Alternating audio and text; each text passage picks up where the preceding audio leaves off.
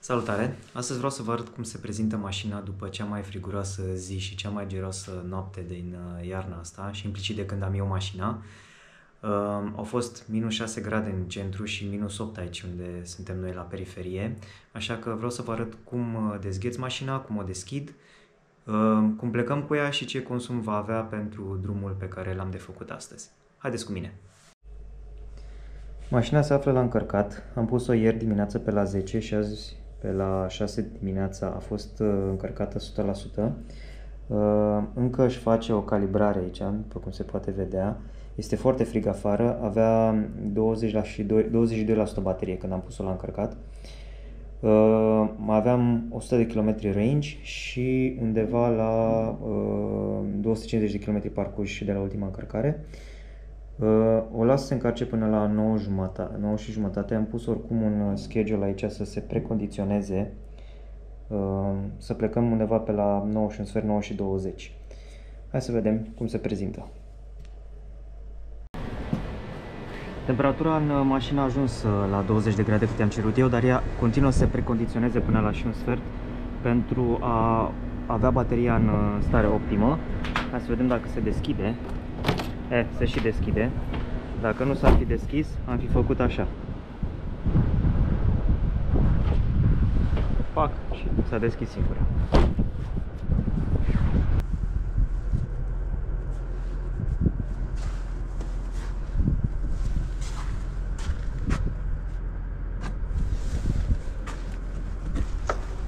Deci mașina a stat la încărcat de ieri dimineață de la 10 până astăzi la 6 jumate. Deci aproximativ vreo 20 și ceva de ore pentru o încărcare de 78%, să zicem. Sunt minus 10 grade afară. Am resetat ultima călătorie. Mergem să vedem ce consum vom avea în cursul zilei de astăzi pe aceste temperaturi și cu bateria destul de rece. Da, va fi interesant. Hai să vedem.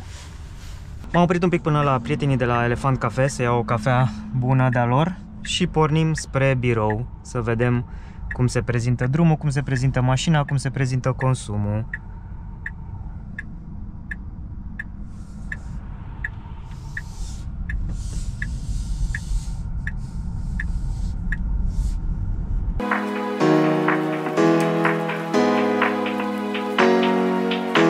Mi se pare foarte tare că s-a încălzit foarte bine bateria, având mufa de alimentare cuplată. Cred că trage mai bine și se încarcă un pic mai bine ea. Oricum, și bateria fiind la 100%, probabil că altfel și-a făcut acea precondiționare.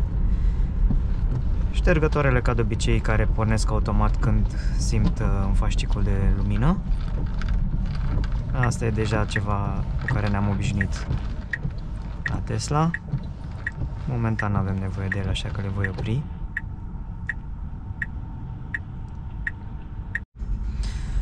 Și am ajuns la nodul cel mai enervant de aici din Pipera, de la rondă la OMV. Aici o să stăm o bucată destul de bună și îmi pare rău că va strica această estimare de consum care este foarte bună. 15,9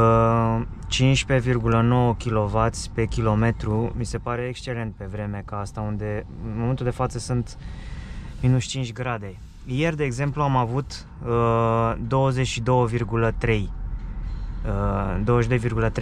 kWh pe 100 de kilometri, un consum foarte mare, având în vedere că temperatura era tot așa, în jur de minus 4, minus 5 grade, dar nici bateria mașinii încă nu era suficient de încălzită. Acum, după cum vă spuneam, mi se pare că s-a încălzit foarte bine, mașina se comportă absolut normal. Da, îmi pare rău, cum ziceam, că o să strice această estimare, dar asta este traficul din București, nu avem ce să facem. Oricum, dacă ajungem cu până în 20 de kWh consum la destinație, eu sunt foarte mulțumit.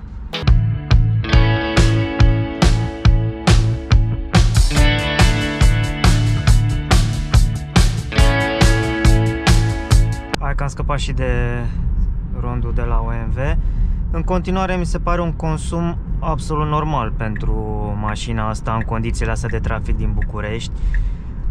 Mi-ar fi plăcut să nu prind atât de mult trafic. Speram că dacă plec la o oră mai târzie voi prinde un trafic un pic mai lejer, astfel încât să obțin o valoare și mai bună decât cea afișată aici de 18,7 kWh. Dar asta este traficul din București, n-avem ce să facem. Acum din nou am prins bariera asta de la Petricani, de care nu știu când vom scăpa vreodată.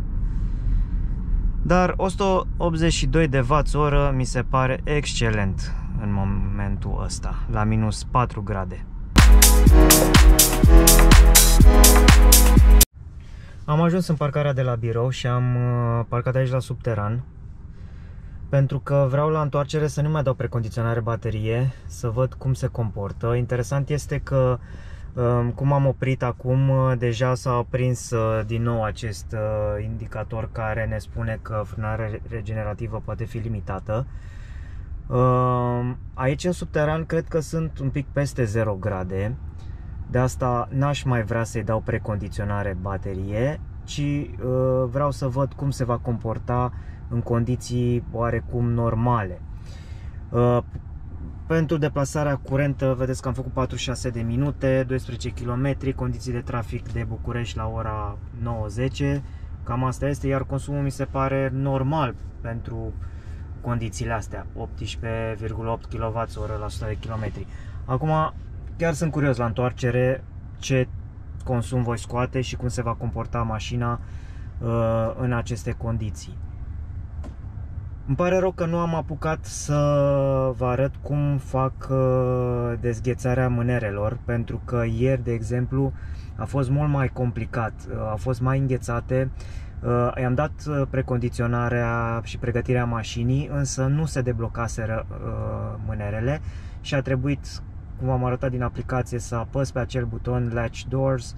S-au deschis ușile, dar a trebuit din nou să dau cu pumnul, exact cum zice și în manual, să dau cu pumnul, cu lateralul pumnului în ele ca să cadă gheața și să pot să deschid toate celelalte portiere. Am revenit, mașina a stat la 10 grade la subsol, deci nu e nevoie de nicio precondiționare a bateriei. Plec acum spre casă și să vedem ce consum vom avea.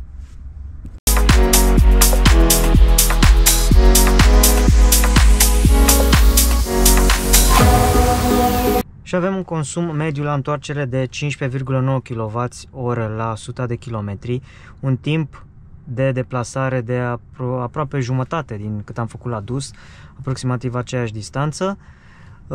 Da, deci clar a ajutat faptul că am ținut-o la subteran și am plecat pe temperatură pozitivă, la 10 grade. Clar, bateriile LFP sunt mai sensibile la frig, dar ceea ce am vrut eu să văd astăzi este dacă cu acea precondiționare reușesc să obțin o valoare cât de cât acceptabilă de consum. După cum ați văzut, 186 de Wh la dus, 159 la întors, fără precondiționare ținută la subteran. Deci, da, în București în momentul de față sunt 3 grade, deci, na, aici chiar în Tunar sunt 2, deci temperaturi foarte, foarte scăzute, dar cu toate acestea, cu puțină grijă, mașina se poate comporta absolut normal.